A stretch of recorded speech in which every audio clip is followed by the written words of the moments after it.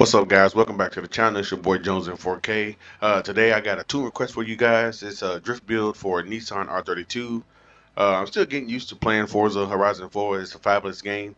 Having a hard time deciding on if I like using semi-slicks or the drift tires. I do understand that the drift tires, like they, I don't know, like they feel slippery, but they help you get really good angle, and you can keep pushing through. But we're just gonna dive into it, guys. If you guys like the video, think about subscribing, hitting the like button, and leave a comment, man. Let me know if you think it's fire. Let me know if you think it's weak. All right, let's get into it.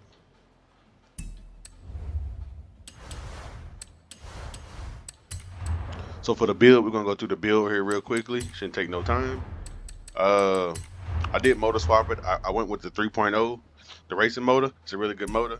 Makes 805 horsepower. I like it, man. It feels real good. Obviously, leave it, swap it from all-wheel drive to rear-wheel drive for the skinny boys.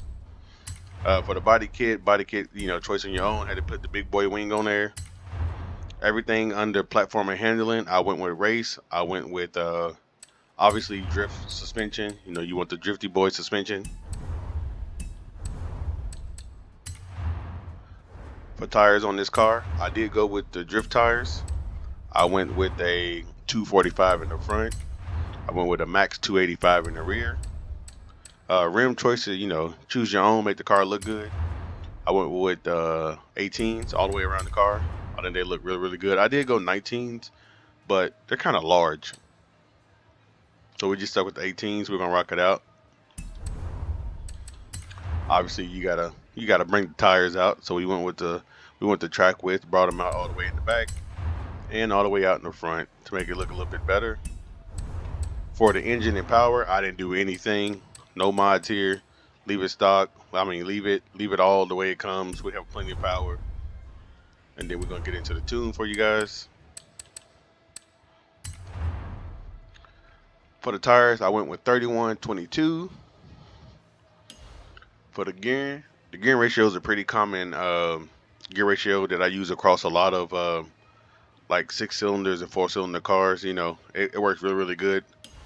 For the alignment, I went with -3 degrees in the front, -0.1 in the rear, 0 toe in the front, -0.1 toe in the rear, 7.0 caster. For the roll bars, I went with 22 in the front, 10 in the rear. For the springs, I went with 787.5 in the front, 337.9 in the rear.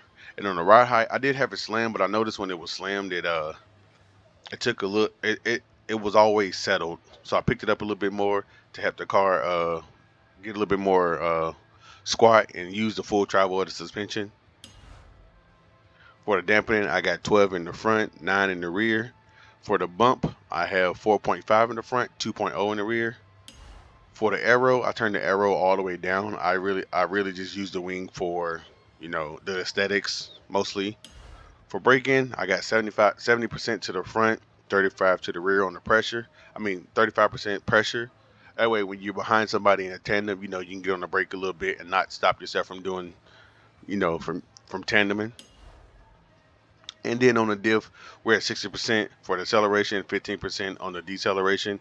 This is personally how I like to set some of my cars up. I mean, everybody's different, do you like it the way you do? Nobody's here to judge. What we're gonna do now, we're gonna go out here to the festival, hit a couple figure eights, and then I'm gonna try to hit one of these drift zones. Haven't really had a lot of luck hitting drift zones. Hopefully nobody's out here busting the balls out here on the track. But when I'm out here drifting, I normally just hit the figure eights, set my cars up, get my cars feeling good.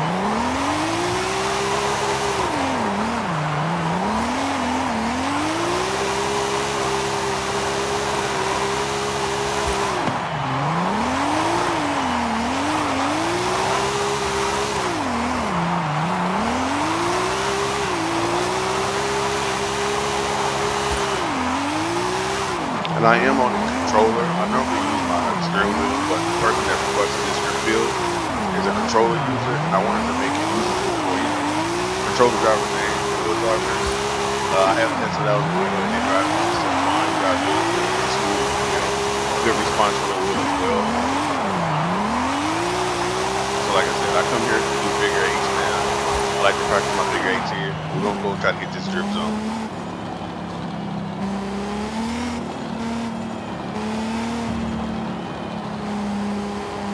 So I normally just warm up with some figure eights, and then I hit the drift zone because the drift zone has some really big sweeps, and then it has elevation changes. So I use the elevation change to kind of test my suspension. So we hit it going this way one time, and then hit it coming back the other way.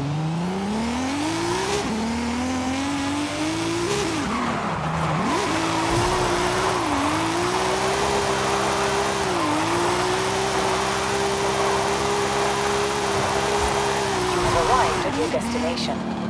All right, so that wasn't terrible. Like I said, the car feels solid. I mean, not a. I'm obviously I'm on a controller, so it's gonna look a little twitchy, man. But I mean, the car feels good. It feels settled. It settles nice and quick. It doesn't jerk you around. It allows you to control the car. So have some fun with the car. You got to let them with your buddies and whatnot. You want to get saucy and flossy with it. You got the power to do so.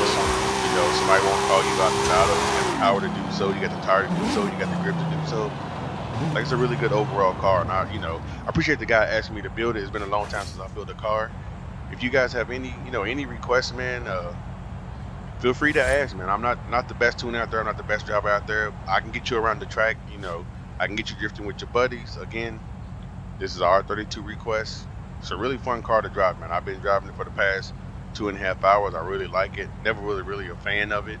But man, I'm really digging it here on Forza Horizon 5, man. I hope you guys are enjoying the game as well. But let me know what you think down in the comments. You guys like the semi-slicks, or do you guys like the drift tires? I appreciate you guys, and I'll see you guys in the next video, guys.